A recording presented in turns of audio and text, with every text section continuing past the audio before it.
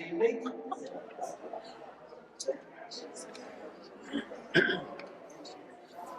All right.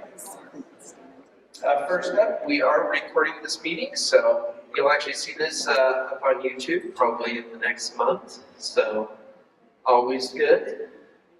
Yeah, there might be some pictures that hit your side or your backs or things like that. So. There are also listening devices in the back if you need additional devices to help you hear the program this evening. So those are at the treasurer's table, and all of our treasurers and backup treasurers are actually out tonight. So if you need to purchase anything, including a membership, please do so online. That is up and currently running.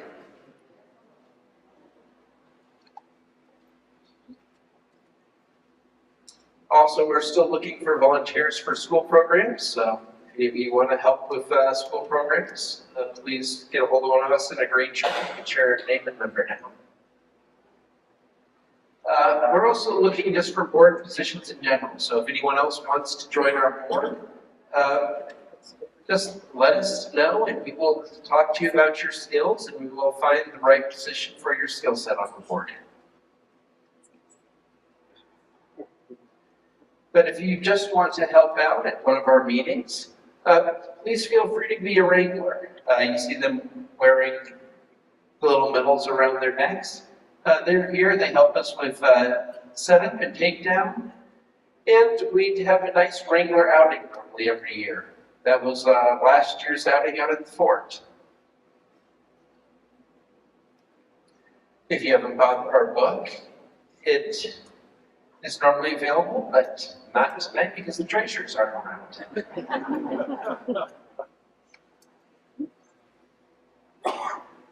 Thanks to our business sponsor, Nancy Litson-Bigler with HomeSmart.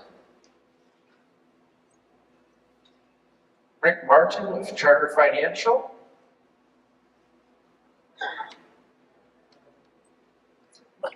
And Cruise Planners. You met Heidi Cross last meeting, so.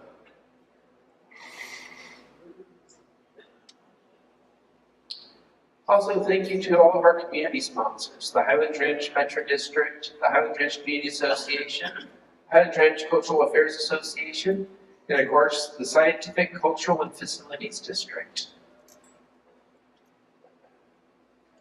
And tonight, we have a special guest, the Douglas County Libraries, the Archives and Local History section.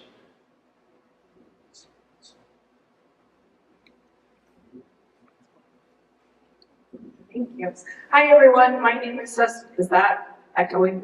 My name is Cecily Northrudo. I'm one of the archivists with Douglas County Libraries. The panel in the back by the numbers is a very small section of the exhibit we just had up about the flood.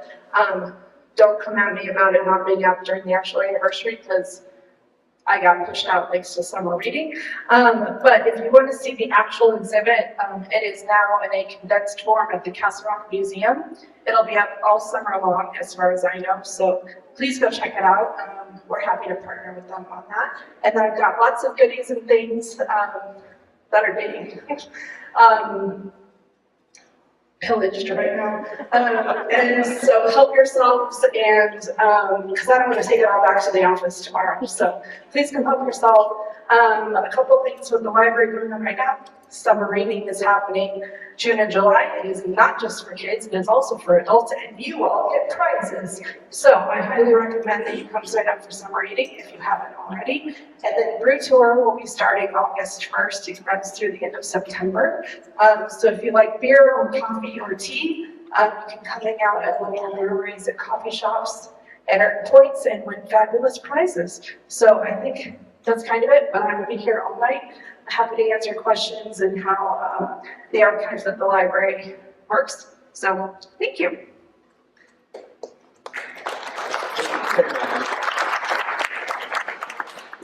Then we have a second special guest tonight. We have Todd from the Aurora Historic Preservation. Excellent, thank you, David. My name is Todd McMahon. And if we go to the next slide, I've got a couple hats that I wear. Is it going? There were other slides. Darn it. Oh, well, that's all right. I do want to just sort of say that I work in Douglas County regularly. My company does work with the Douglas County Historic Preservation Board and the Douglas County History Repository in Castle Rock. Just wanted to announce that we're working on a very exciting exhibit on that's going to be related to the Parker River Hess area, and that'll be opening up at the Parker Water and Sanitation District headquarters, either late summer or early fall, so look for that. Also encourage you, if you can, to check out the Douglas County History Repository virtual museum. We have a lot of online exhibits. You can take a look at some of the artifacts that the Douglas County curates and some stories of the different collections that we have at the repository, so do check that out.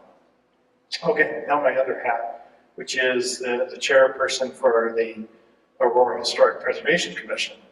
I have some flyers on the table in the back, and I'd be happy to talk with anybody about it later this afternoon or later this after the talk.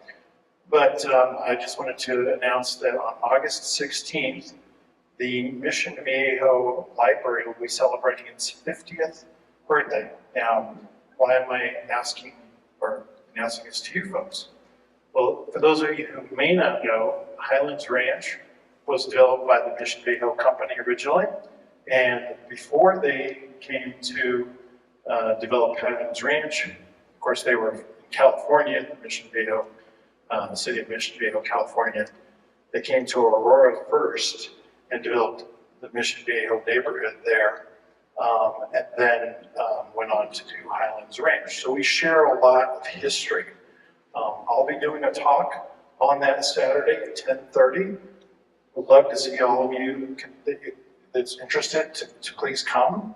And then following my talk, we'll do a audio and virtual tour of the neighborhood. So we're expecting some dignitaries, the city mayor and others. It'll be a big celebration. Hopefully that all of you can attend. Again, I've got some flyers on the table back there, and be happy to ask, answer any questions you may have after the talk. So thank you so much. Thank you very much. With that, I want to encourage membership. As mentioned, you can get a hold of that online today. But you get free intro to all our programs, your own personalized name badge, reserved seating for members up front, tour discounts, preferred sign-up, and discounts on the book. And if you recently signed up or recently renewed, you get a gold star on your badge. We have a couple tours also coming up here. Last month, for those that did show up, or even those that didn't, we had a good talk about the Broncos. I know one of the big ones that Sarah's been working on is making sure that we can get a tour down to Empower Field. So that is now set for Wednesday, August 20th. You'll get to go down, tour around the field, and down, it sounds like, even onto the field. So we look forward to that. And the cost that you get by going with the group is significantly cheaper than if you decide to go down there and take the tour on your own. Then we also have the Denver Mob Tour. We got 2 of those dates coming up. Thursday, August 7th and Friday, September 5th. You can go down and you can check out the mobsters.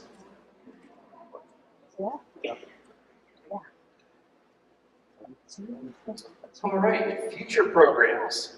Our next program up is coming up in July. It's about UFOs. Sarah wants to say a couple extra words about those, and then we'll talk about the other ones. Oh, thank y'all for coming tonight.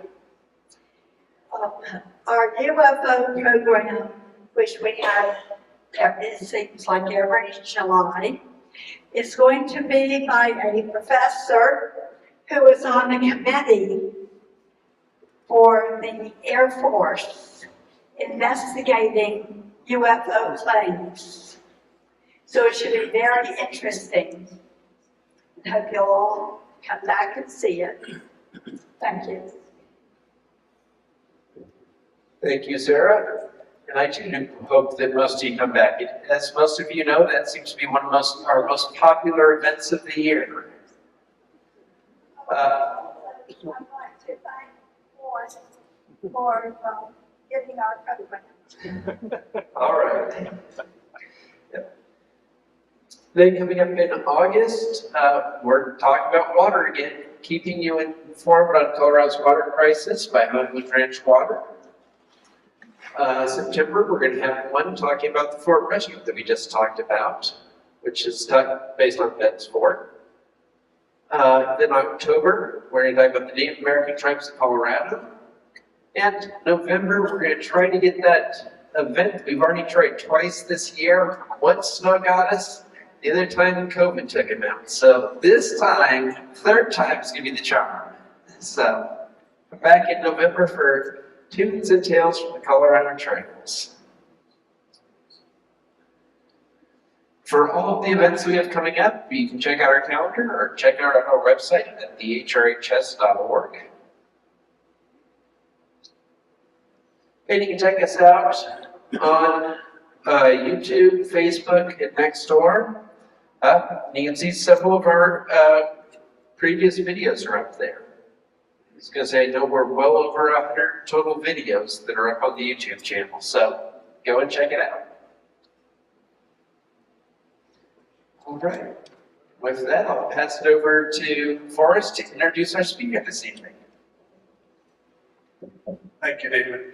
It's my pleasure tonight to introduce our speaker, Ms. Laura Kroeger. She is the Executive Director of the Mile High Flood District, formerly known as the Urban Drainage Flood Control District. I've had the pleasure of working with Laura for a number of years, and I could take up the whole hour talking about her accomplishments and the things she's done in her role as the Executive Director, but I've enjoyed working with her, and she's made a lot of progress and innovation in the organization there. So with that, I'm going to turn it over to Laura and let her take it away. I'm gonna need that too. How's that? All right, well, we'll add them until then. Thank you all for being here tonight. Forrest, I'm glad you didn't tell people I was an engineer, because I was a little worried if you told you that you guys would be heading towards the door. It's not too often that I can get a captivated audience that voluntarily wants to hear me speak. So thank you for staying. I'm not a historian, but I am going to try to play one tonight with all of you. And I want you to think back 60 years ago today. What was anybody doing? Were they watching some high water? Put some hands up. Who actually witnessed this? Oh, wonderful. I love that. I've been working on the river for many years, and so I'm really passionate about it. A little bit more from the engineering perspective, but I love learning the history along the way. I'm a pretty informal presenter, so if there's something and you see a slide that you really want to share a story on, something that you recall, something you remember, please put your hand up and share with the group. This is really about all of you. And I've got a gazillion slides, so I can go all night, but I'd really love for you guys to engage and see what you have. All right, we're still working on this? All right. We need to grab a pocket cable so I can see that screen. Yeah, all right. We'll keep going. So the layout that I thought I'd share is a little bit how we got to where we are on the river before 1965, and then talk about the events that occurred, the aftermath, and then really it's about the legacy that was set. And my story that I'll share, when I first started getting to know Forrest, we were doing projects in Douglas County on our Marcy Gulch and Big Dry Creek. But there was a project that came about kind of a little bit as an emergency. The Highlands, or the South Platte Trail going over Marcy Gulch was starting to fail as it was going into the South Platte River. And so Forrest was like, we really need to fix this. But it wasn't on anybody's schedule to fix it, so no one had the money. But with the river, there always seems to be a lot of synergy. And so there's a bunch of us that said, we can't come up with all the money, but if we work together, we can come up with some of the money.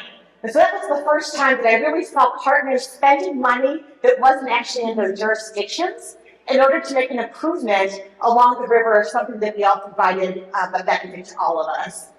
Can I help? Oh, there we go. Perfect. All right. We'll have some pictures that go with this now. Love that. Okay, so let's start with the before. So when people were starting to settle in the Denver metro area that they found gold in 1858, a lot of the Cheyenne and Arapaho Indians were already settling along the river as they were migrating at times. And they warned the white man to say, don't build so close to that river. Do you think we listened? Yeah. So first I want to talk about Cherry Creek, because that was the first challenges that we had in December on Cherry Creek. So in 1864 was when we actually lost the first bridges due to flooding on Larimer Street and Blake Street. So people are recognizing that the Cherry Creek system was pretty flashy. And mind you, the birth of Denver is at that confluence of Cherry Creek and the South Platte River.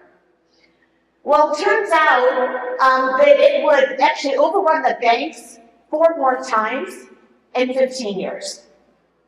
So there's still a lot of devastation and flooding.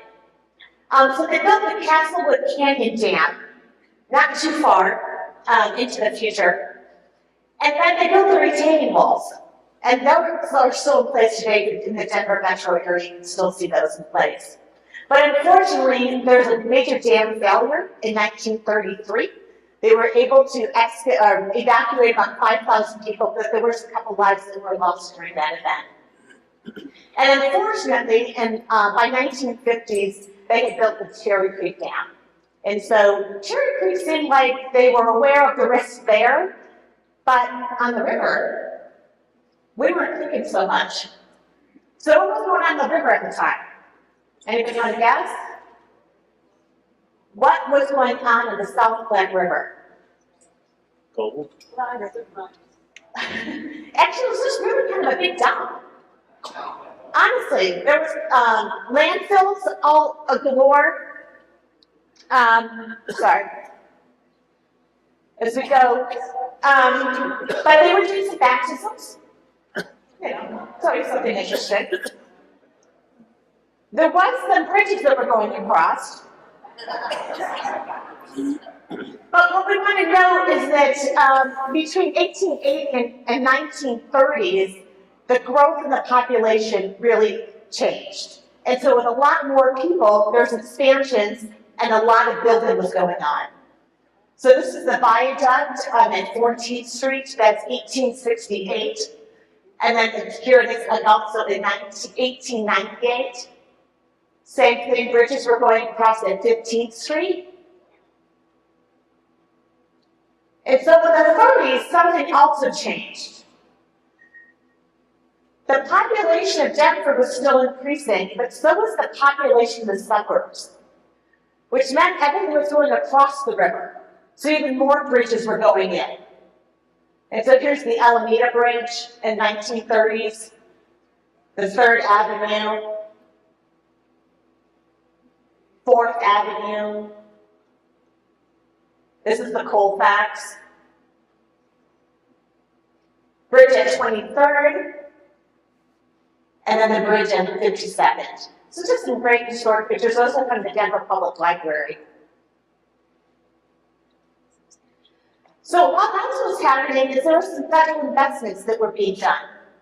The Federal Center, after World War II, we kind of became a hub for a lot of the federal workforce. About 5 to 10% of the workforce was actually here in the metro area, and investments were being made. And in addition to the Cherry Creek Dam, they also recognized there were some threats along Plum Creek and South Platte. So there was actually a study that was commissioned with the Corps of Engineers to recognize that there was a threat there. But it had no legs. So even though they done a study and they identified there might be a problem, that was like not really interested in dedicating any land in order to build the dam to protect. So that was what was happening. All right. And as I mentioned earlier, the care of the river was really sad. It really was a wasteland. I cannot tell you how many tires to this day we have pulled out of the banks of the South Platte River. I feel like they grow. Just every year, we're still pulling them out. But it was a lot of trash, weeds, it was just a dumping ground. And so it was really neglected and just really more of an eyesore. So not much detention was happening before 1965. So then, right, it starts raining. So let's talk about the flood. On Monday, June 14th, there was golf ball size hail in Colorado Springs. They were shoveling hail in order to get out of the way. Loveland was also experiencing the north, some tornadoes actually touched down. So we're having some extreme weather at the time. Then we move into Tuesday, June 15th. And Greeley and Sterling area were really getting dumped down with water. And Logan and Sedgwick counties had some flooding on the streets and a lot of cattle were being lost at the time. So there was a lot of moisture in the air and awareness that something was happening then. But it wasn't until June 16th we really saw something. And I want to share an account with you of a gentleman named Larry Warder. And he was interning essentially at the city of Littleton at the time, so he was assisting the city manager.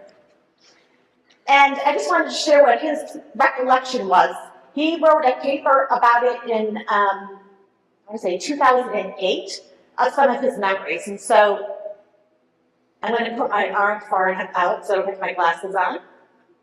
So he says, the two strongest memories I took away from the flood are the awesome, destructive forces and the nature of the silt that was left behind. Growing up in Kansas, flatlands of the Midwest, I had experienced floods on local creeks and rivers. In a typical event, there would be a couple of days of heavy rain. The river would rise gradually, and homes and businesses in low-lying areas would have flooded basements, maybe water a couple of feet in the first floor. But after a day or so, water would go down and the cleanup would begin. Although miserable, these floods were not totally destructive. The point is that houses and trees and bridges were still there. In the Littleton flood, the South Platte River and its Plum Creek tributary rose very rapidly. Some called it a wall of water, rushing down Plum Creek. Tributary rose very quickly. It was reaching its full depth in a matter of minutes. It was also virtually gone within a matter of hours. And a massive amount of water moving downhill is very destructive physical force. The water didn't just fill the first floors, it took out complete houses. Can you imagine that? How many of you guys saw that? So I need to share a little bit more. My participation in the flood and its aftermath was as an administrative assistant to the city manager. Our interest and concerns were the public officials concerned with the maintenance of public safety, public facilities, and public services. With regard to public safety, the initial effort was on the evacuation of the potential flood zone as soon as the threat of a serious flood was confirmed at 5:30 on June 16th. The evacuation area was defined as County Line Road to the south, Platte Canyon Boulevard to the west, Bellevue on the north, and South Santa Fe on the east. That area included the town of Columbine Valley, the Happy Homes subdivision, north of Bowles, and the Centennial Turf Club. And through the thoroughbred racetrack right at Bellevue, west of Santa Fe.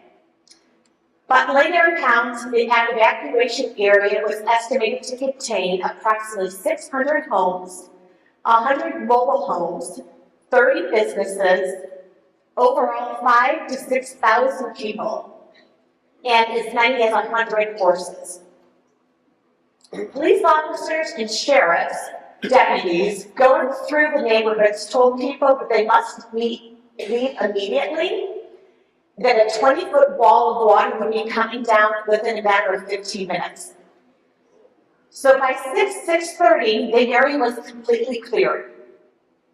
And the people waited, and they waited, and they waited. It wasn't until 8:30 that evening that the wall of water came. And many did argue with the law enforcement officers that they wanted to return to their home, but they weren't allowed to, and so they were not able to bring out as much of the property as they had hoped. And so he's now recalling what he saw at 8:15 that night, which was the leading edge of the flood.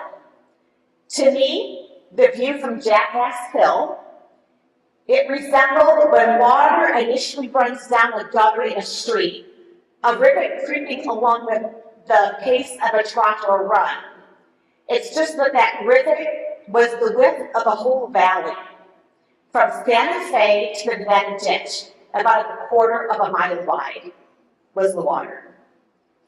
The water just kept rising, getting deeper and deeper behind the crest as it moved along until it was nearly 10 feet deep, within 100 to 200 yards of the leading edge. It really was a wall of water.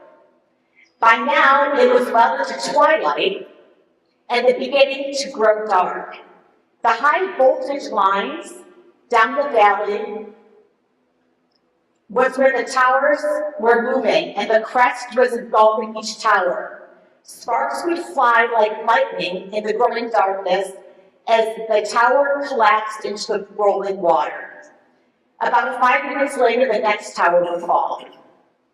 And debris of the mobile homes and trash in this great rolling wave. Within 30 minutes, it had nearly reached its maximum flow, which was estimated at Bowles Avenue to be 25 feet above the normal water and approximately a quarter mile wide. I just love that account because it just, to me, gives so much visual to what was actually happening that night. And to me, the despair that must have been that feeling of what is happening. I am open to if anybody wants to share their experience that night with me and the rest of the group. Anyone? Oh, thank you. Oh, great. It's for you in the microphone. We lived on Bowles, and my parents moved everything up from the basement. Okay, I was 3, so this is hearsay. But I guess they moved everything up from our basement, and then we went to my mom's aunt's house, and she lived up like by Loretta Heights, so we went that way. But we had water in our basement, and we had water all the way up to our front doorstep, basically. So like, I guess our yard was trashed, and then we had some water in our basement, but we didn't have the like what they talked about, like the wall of water, I guess, as much, because we were a little bit farther out walls. But my dad talked about the people that helped take the horses from the racetrack, and then we went to Centennial Elementary, which was right there. Okay, thank you. I'm amazed with how many heroic stories there are of people that were saving the animals, and even, I know there's a account in Denver where a gentleman who was familiar with rafting up in the mountains was able to navigate a boat in order to make a lot of saves of people that were trapped on roofs and actually signs in more of the Denver metro area. So thank you for sharing that.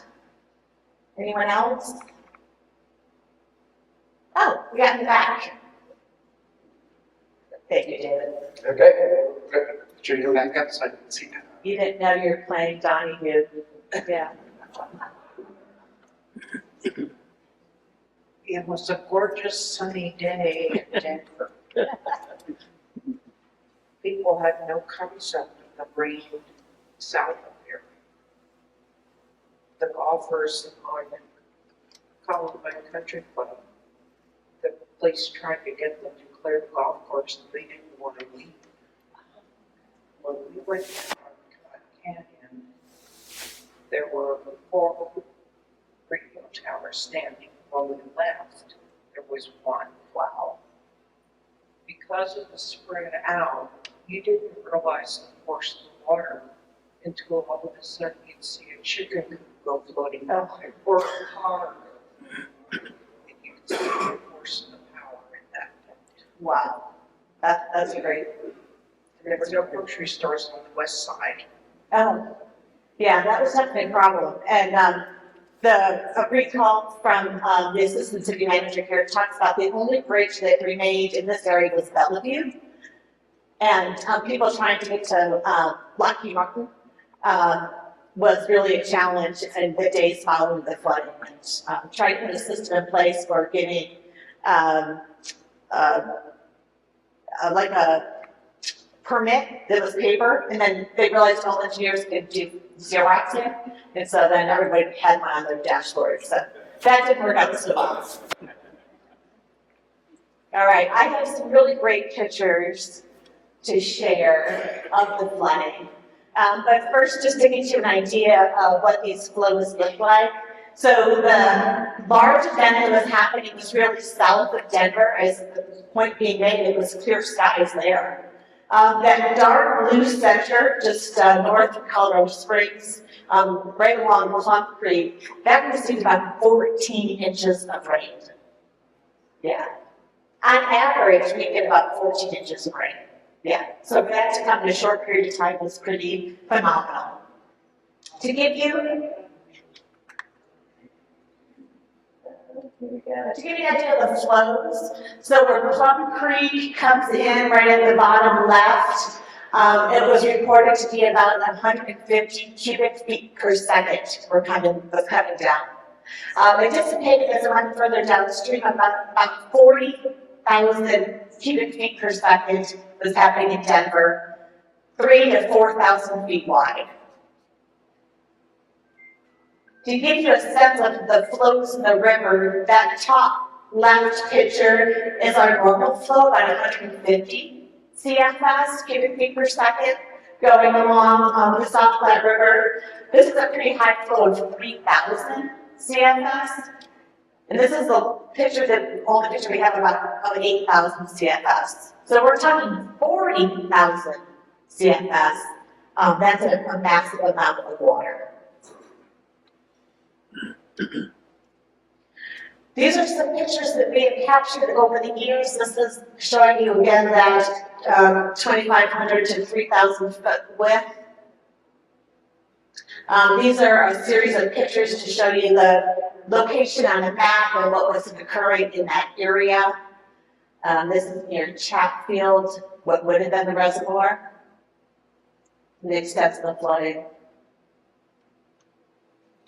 And Columbine Country Club.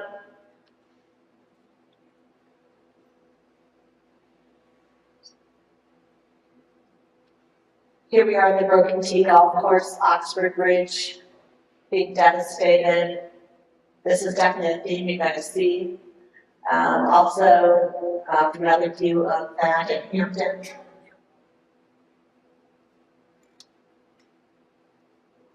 And of course, the amount of debris for the bridges that held was pretty tremendous. Until this day, the factor of safety that Denver uses is 3 feet in addition for freeboard when you do a bridge design of a high flow, because that was about the amount that they saw accumulate at bridges, about 3 feet of debris. Which bridge is that? I want to say it was 13, because there's more pictures of that one. There we go. Oh, actually, now here's 13th with Zoo 9. The power plant. Look at that amount, just blows my mind.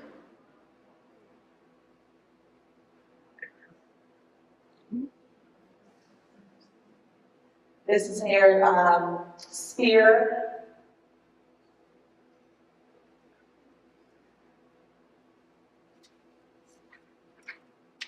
Franklin Street area.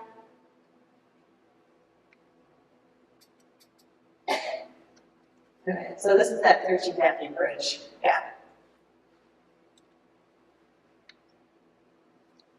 I think that's an incredible feat, yeah. Today that would be like modern art, yeah. Yeah, just the extent of the rate sharings. So here's a whole series, of course, afterwards, the Corps of Engineers did a study, published this in 1967, and do a great job, I think, really documenting, again, the devastation that happened.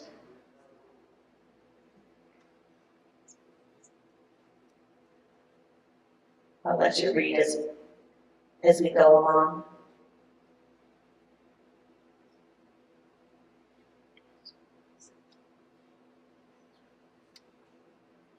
When you see foundations just remaining, again, that power of water.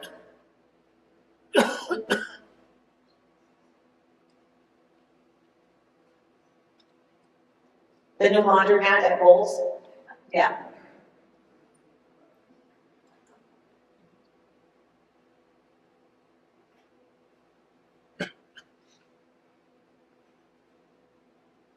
There's a racetrack.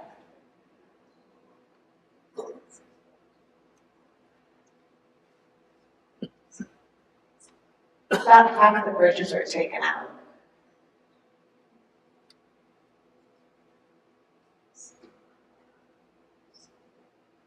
That house is actually on a car. Yeah.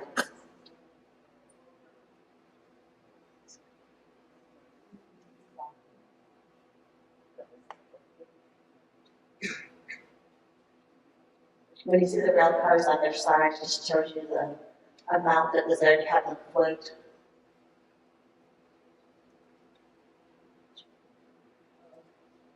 A little bit closer, I hope with Littleton.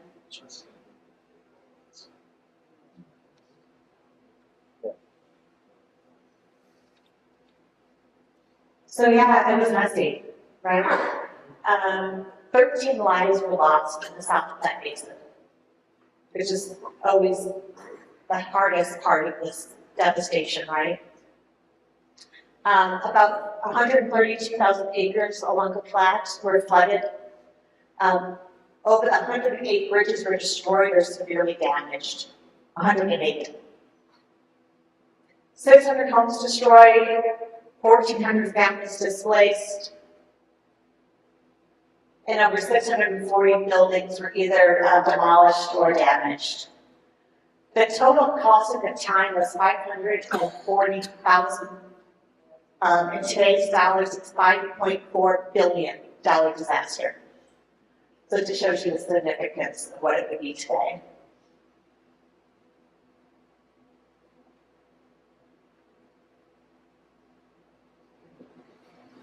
All right. So we had the flood. Then there's what do we do after the flood? Of course, a lot of great coverage of the costliest disaster in Colorado's history to date. And there was a federal response, but there was also a local response. And so I'm going to talk about each of those.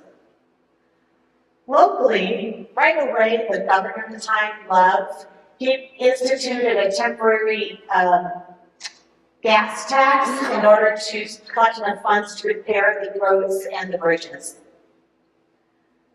Huge volunteer effort was underway. And then they thought that these floodwaters we recognize really don't pay attention to jurisdictional boundaries, and that we all need to figure out how do we manage floodwaters as a team in order to, put some better recommendations and criteria out there to prevent something like this from happening in the future. So they decided to, the Colorado legislature, to enact what they call the Urban Drainage and Flood Control District. Such a fancy name, right?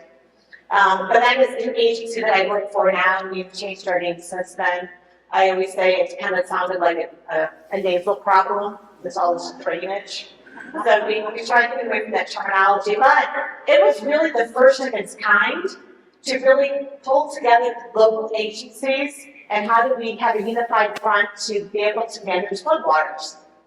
And the first part of doing that was developing criteria manual. And so Dr. Cobb had already started some of this work, but that went over to the flood district, and we published our first manuals pretty early on into our agency.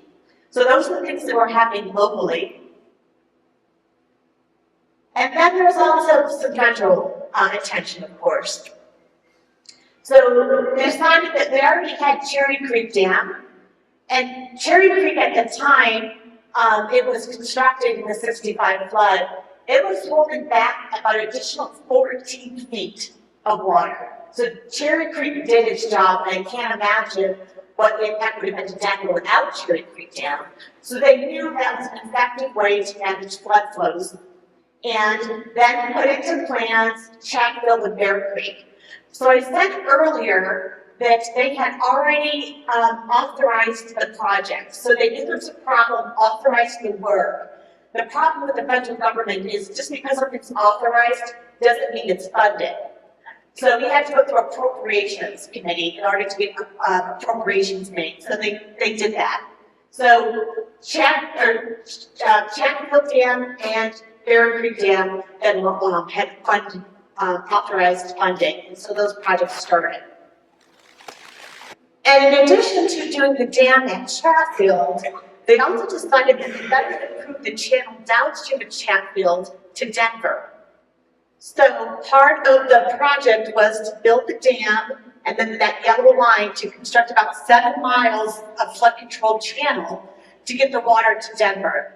I have no idea what they thought was going to happen once it got to Denver, but it was just channelized to Denver.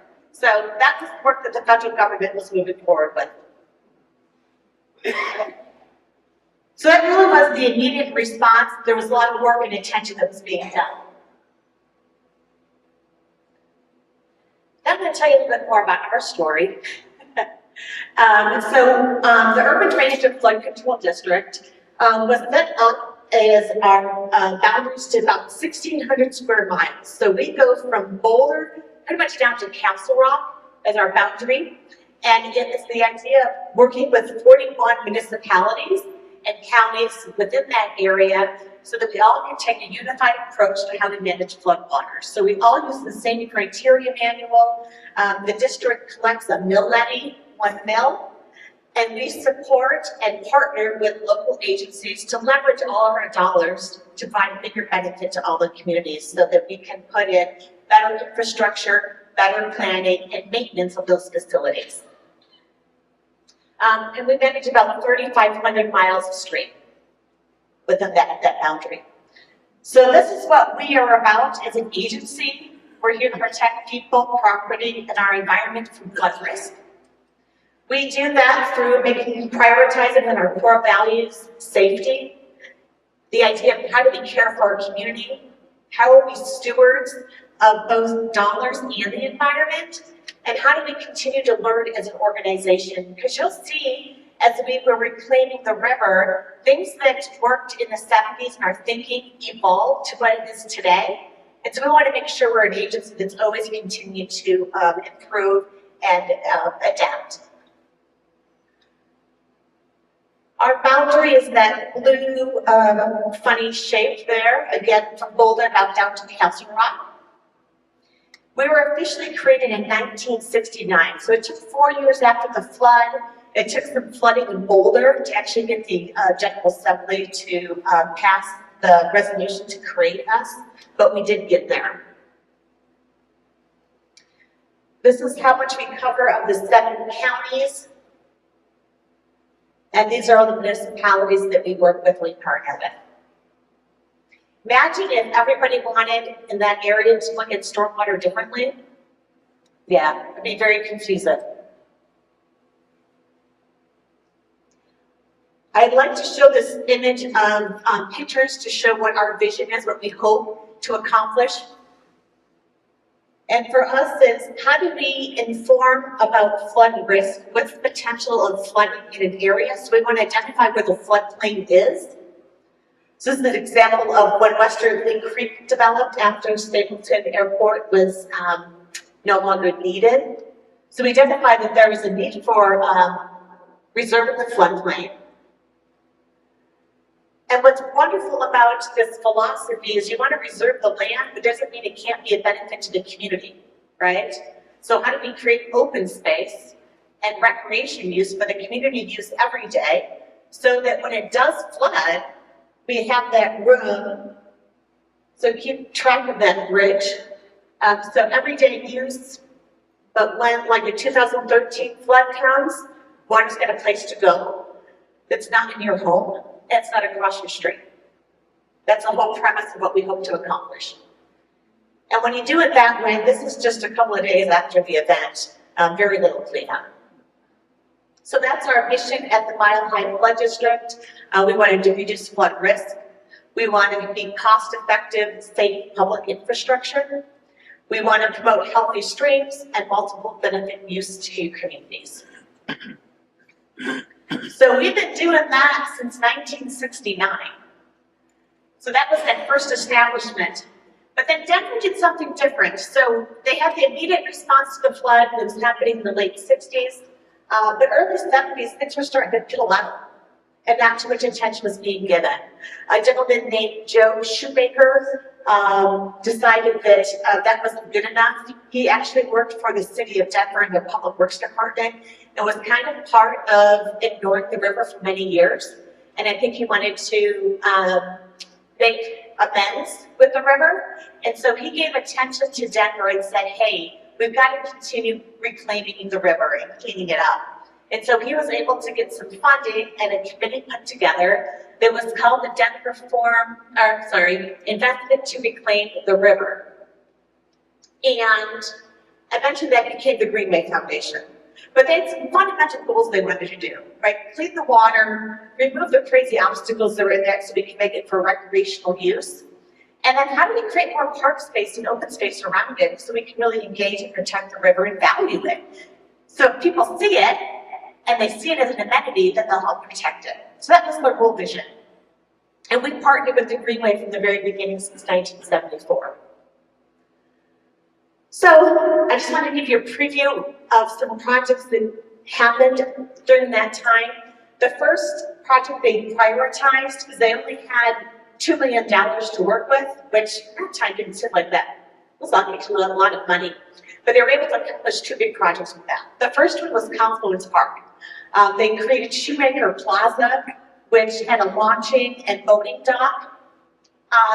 The really cool thing, this is in the 80s when it was actually built, was then the boat, white water chutes for kayaking, and then a sloping amphitheater on the banks. Again, promoting that community values piece. So here's what the river looked like before, and here's what the plaza.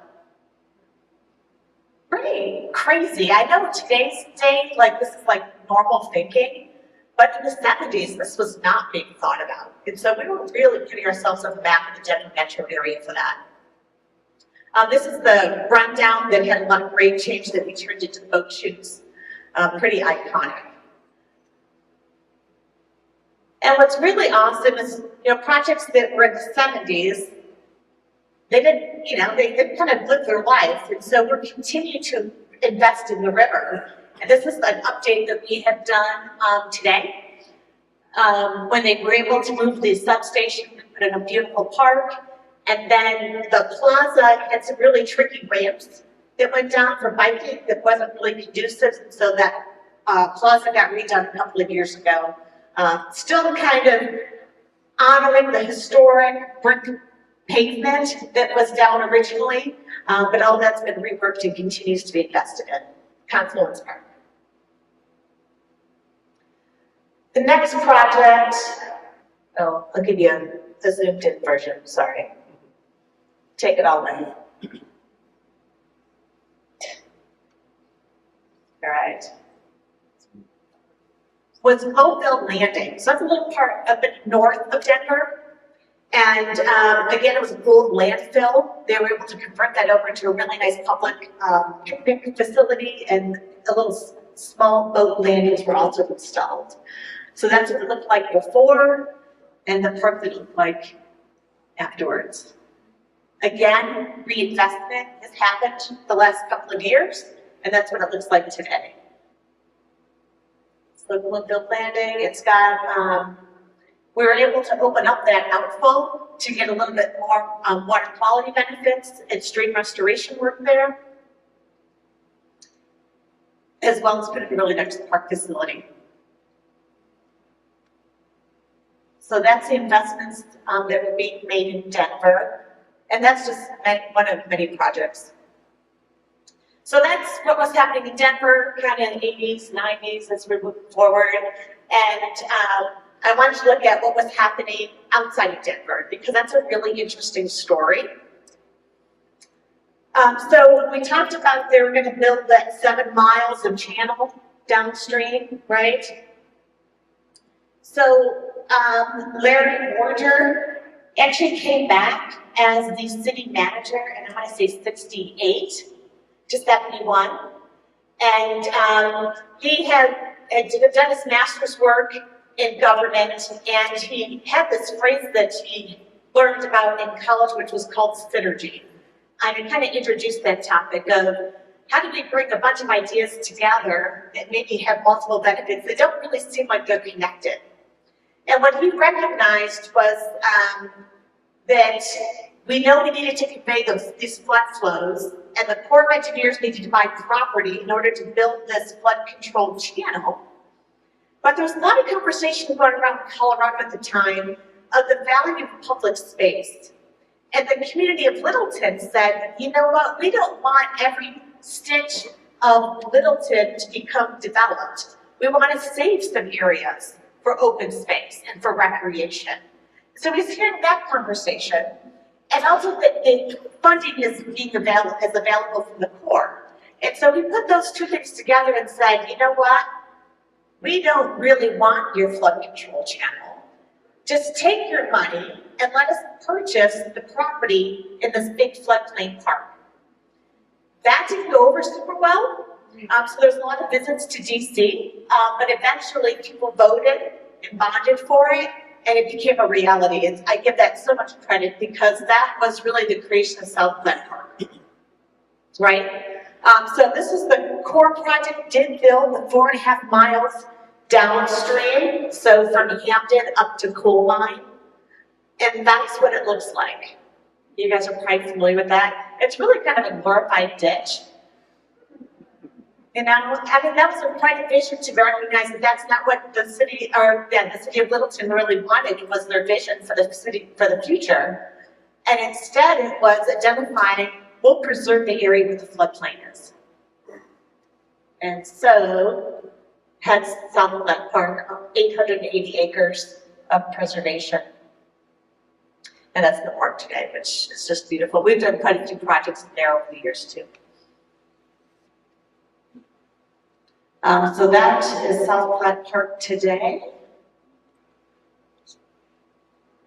And this is a project that's near and dear to my heart that I just wanted to touch on. That when I was a project engineer, I don't know what my title official was at the district, I obtained the responsibilities of the South Platte River. And I was coming off of working with Forest and this synergy.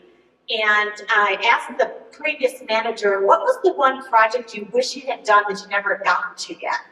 And he said, repairing the drops in Oxford. And I'm like, okay, well, I can do that. So I was looking at repairing those drops, actually hired an engineer that was to start kind of standard technical engineer. And also doing this project with Forest, and I've got a lot of connections now, and I'm realizing that Englewood has an investment in this area that their parking lot was too small for the golf course. And they wanted to host events and have a trailhead there. And also South Suburban was trying to alleviate all the pressure on the Mary Carter Greenway Trail and wanted to have a trail on both the east and the west side. But getting through the water intake plant was really a challenge. So I knew there was and then we wanted to repair the drop structures. So it's like, I think all of us can work together in an area and get multiple benefits out of it. And so that's what we ended up doing. It took some years of convincing, but we got there. And I'm just so pleased with really a dead area of the river. This was in 2012, is this picture? This is what we were able to create. Really engaged the river. We were able to create a unique recreational experience with standing waves that you could surf on. And that was just taken on a normal Saturday. That's how much activated use there is there. This is now looking downstream. You can see the crossing to the golf course. And this is what it looks like today. So love activating. I know we have a successful project, but I see people actually use it. So it's great to see kids out in the water. A really nice pavilion up top in Park. And then this is actually my kiddo. So my kids now river surf. I get wetsuits and surfboards in the garage galore, which is pretty crazy. So a wonderful amenity of reclaiming the river. So I go back to this was the goals that were established, and I'm really impressed with how well we've been able to accomplish those. And I also want to recognize a really special group, the South Platte Working Group, that many of you are familiar with. This team has worked together on how to revitalize the Arapahoe County section of the river. We've invested about $25 million to date, with Reynolds Landing coming next. The projects that we did are mentioned River Run, also Riverside Downs, Reynolds Landing, and South Platte Park. All projects that have been done in the last 10 years. Reynolds Landing Phase 3 is under construction right now. If you're familiar with that area, it's where the Breckenridge Brewery is. Some really nice amenities and some boat chutes that you'll be able to float down. And have a little nice little loop to set your kids down. It's gonna look like that. So I just wanted to close with all of the things that have been accomplished. This slide was originally put together when we were celebrating the 50th anniversary. And so we're talking about, obviously we've got the flood control benefits, we've got the floodplain preservation, the environmental restoration, the river safety enhancements, open space, and just the aesthetics visually of creating a space for us to be very proud of in the Denver metro area, and just the economic development that's really stimulated throughout. So that is our legacy, I see, that has happened since the 65 flood, is really about partnering and making investments. So in the last 10 years, we've done another $100 million in the Denver metro area in our river system. And I think it's something that's a true treasure that not too many people can claim.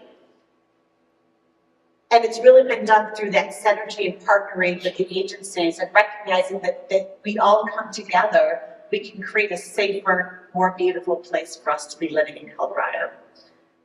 Thank you for hearing the story. I'm happy to answer any questions, or if people want to provide more comments, that would be a great time. All right, raise your hand, open your mic.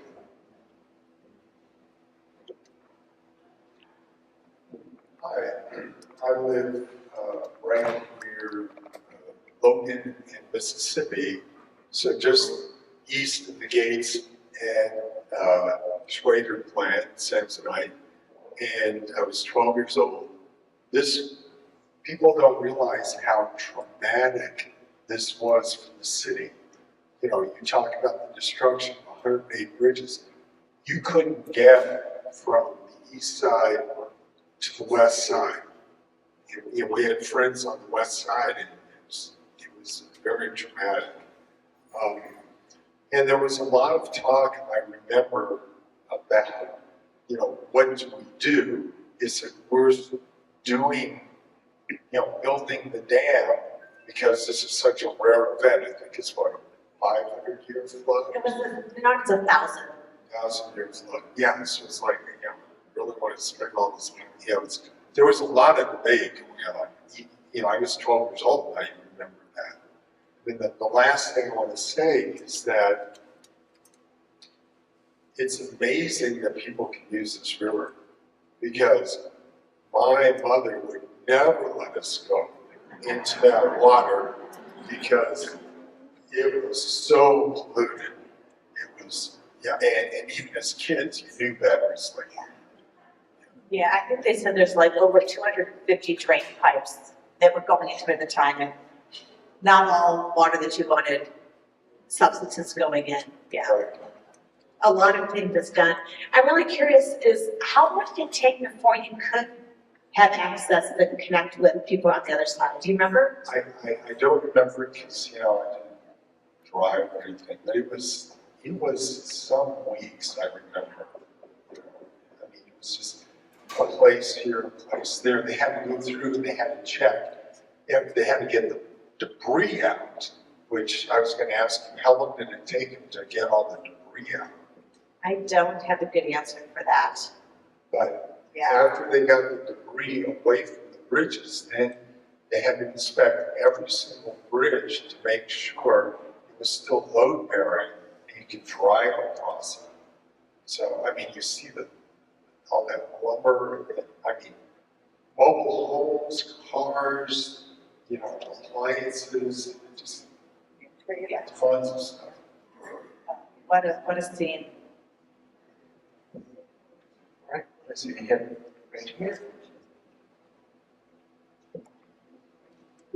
At the time of the flood, I was on the west side of both work and living, worked at the apartment company and lived in Lakewood near the Western Shopping Center in Colfax. So I went home that night, totally unaware of what was happening until I turned on the news and started watching video of mobile homes in little town along the South Platte slowly rising up and floating out. And of course, then that weekend, the only way you could go was west. So it was a good weekend in Lowe's, but that next week at work, it was easy for me to get to work, but I had so many coworkers that were east of Platte River, and both trying to get across that one bridge. It was terrible for them to get to work. I remember one number at where Alameda crossed the South Platte had its peak. There was a depth, was the peak at like 50 feet. 15, I think, yeah. Um, And that bridge stayed, Alameda, was one of the few, yeah. So we have it this way.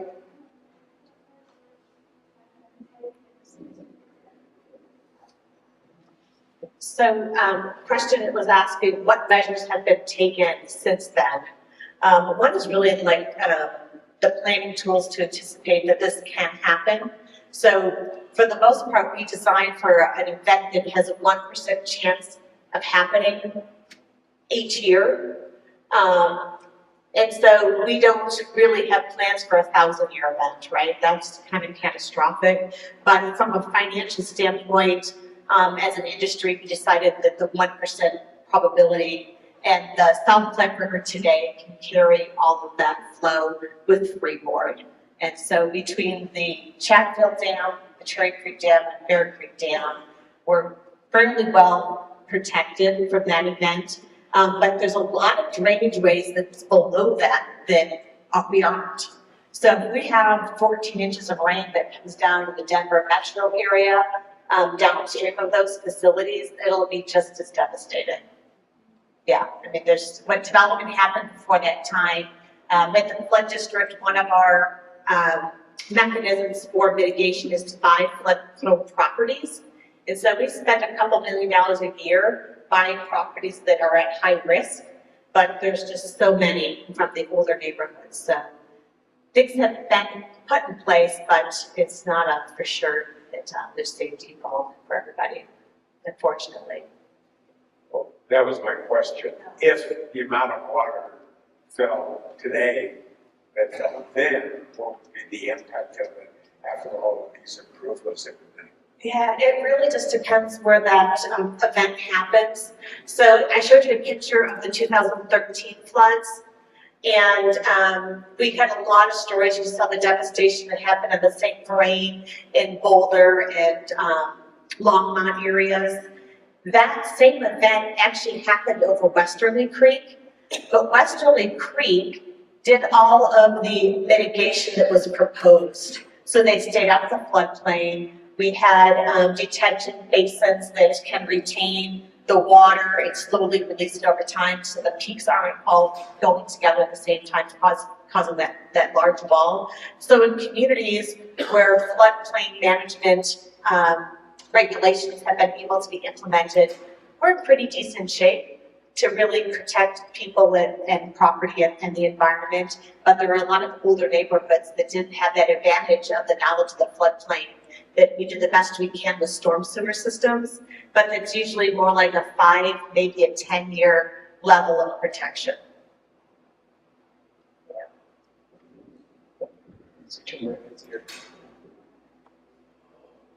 I just need some clarification on this. You mentioned the East Plum Creek coming down from Colorado Springs. And is it coming down through the West Plum Creek also? The two of them joined in Sedalia, I believe. So I am familiar with it, it's just being on Plum Creek. I can't talk to whether it's east or west or. Yes, it did. Thank you. So it was east and west? It was both, but then wiped out Sedalia. Okay, east and west, it's up like. Went down Sedalia. Into the South Platte.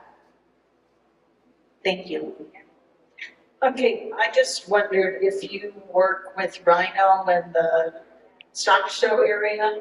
Are they doing parks around there? Yes, we have worked with them quite a bit. I think we didn't always optimize the opportunities to engage the river. You know, of course, we would love more focus on it. They pretty much stayed out of the floodplain was their philosophy in that area. But as we progress, and I said that we're a learning agency, we are figuring out how to partner with developers so that we can, I think, make wiser choices of how to engage the river and make it a benefit to their communities. I don't think we nailed that right now. Or Nancy, went back earlier.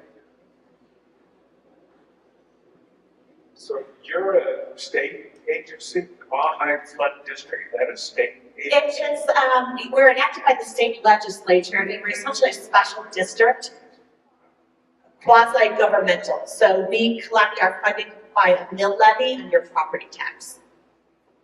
The whole state? From just that boundary, the boundary, so from, yeah. Yeah. How many in your department? We have a staff of about 50 full-time. Yeah. We have about $100 million budget that we collect. We're at 87 million this year, but we partner with local governments on capital projects, and so we're a 50-50 partner with them. So we manage probably about 2 to 3 million and 100 million in construction. Yeah. Was the Lions flood part of your district? Was that? No. It wasn't. Okay, so what I know that ended up, their debris ended up in like Greeley. Yeah, because my son went to a mission trip and cleared it. But is there another group like yours north? There is not. So we're fairly unique even in the United States, but the Colorado Water Conservation Board has the same responsibilities that we have in the metro area for the remaining parts of the state. So they were their support system. They're a great agency. Great. I see a hand right here. Sorry, the librarian and me took over, and so I was looking at, so our historic newspapers are online, so they were still talking about cleanup to the federal government middle of July. So there's no mention of bridges opening up or anything before the middle of July. So at least a month. At least a month. But two real quick stories. So we have a collection from Tri-County Health, which was banded in 2020. And one of the things, they have a whole file from the flood. And one of my favorite items from that collection is a note written to the Denver County Sheriff about the amount of rats. Yeah, that were just wandering around. My second favorite story is our civil defense manager for Douglas County was Morris Fleming. He was also a watchmaker. He was very unique. But the same day that the flood started, they were doing a civil defense exercise at Douglas County High School. So they were preparing for a fake event, and they were all ready for a fake event. And then everyone got evacuated to the high school in a real event. So they were kind of sort of prepared for it to evacuate people from I-25. So anyway. That's a great story, and I also recall during the 2013 floods, again, we had some really heavy rain days that led up to that. What was going on up in the mountains was the State Association of Storm Water Managers were all meeting up like in Breckenridge. So none of the stormwater managers were down when that event was happening. So I think the moral of the story is we shouldn't do training events. Yeah. All right, any more stories or questions? Yes, I have one. What about Clear Creek? I always hear you talking about Bear Creek. Is there anything on Clear Creek to help protect us from that one? There is a series, but there is not anything significant that's on Clear Creek to down White House. Yeah. Yeah. All right, well, if there's nothing else this evening.